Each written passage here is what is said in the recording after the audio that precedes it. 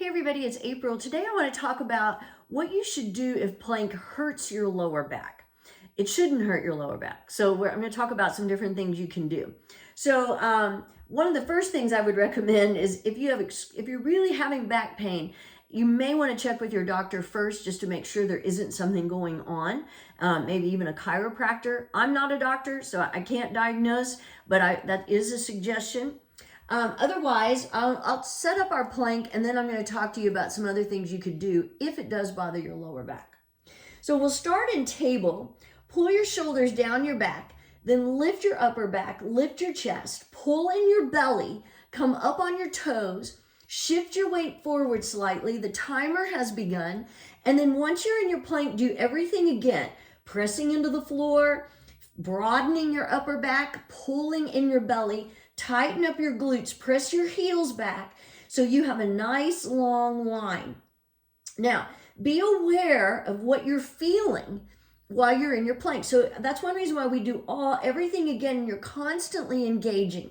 But think about your lower back right now. Are you feeling it? Are you collapsing a little bit? See, when I let my hips drop, I feel it in my lower back. So that's really one of the big things, is to keep lifting your hips, not up so high that you're coming into a down dog, but where you have that nice long spine, and it requires engaging your abs. So think about pulling in your navel.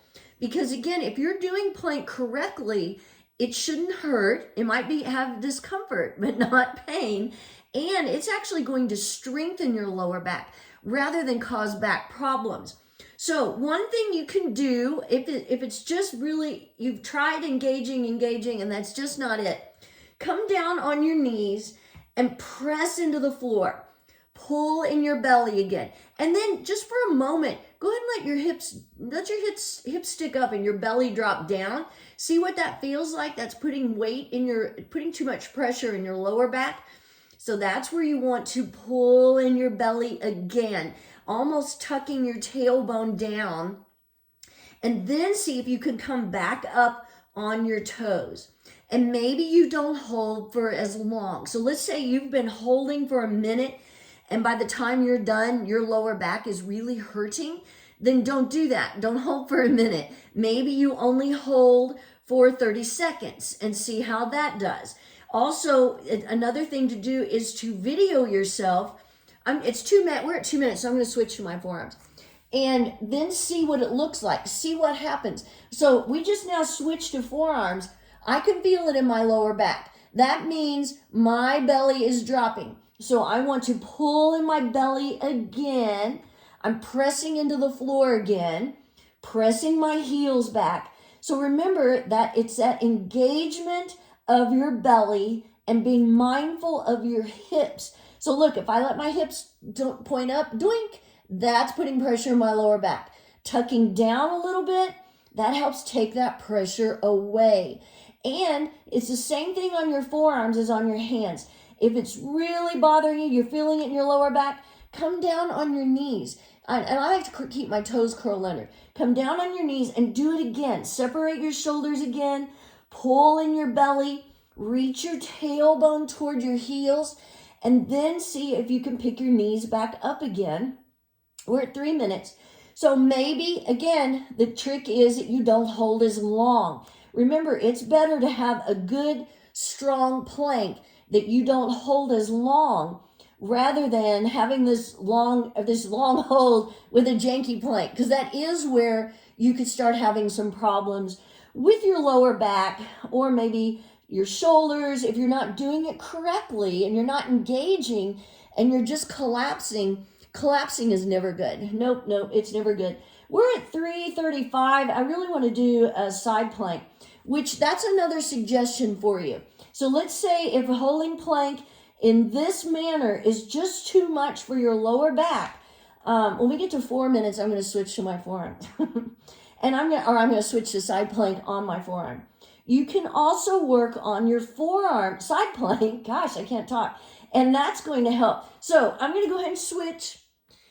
So notice, I'm on my forearm. You can also do side plank on your hand.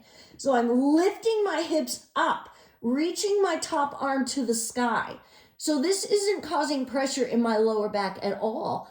I'm working on lifting out of my left shoulder, pressing the sole of my left foot toward the floor, actively reaching with my top arm, and I'm feeling it in my abs, and especially in my side body. Oh, 4:30, I'm going to switch sides. That's where you really get the workout in your side plank, is not only that lifting out of your shoulder, but that side body, working your obliques, which helps with your posture, also helps with bending and twisting, pressing the sole of your bottom foot toward the floor. And remember, you could bring your top foot in front of you if you have a little trouble with balance when you're in your side plank.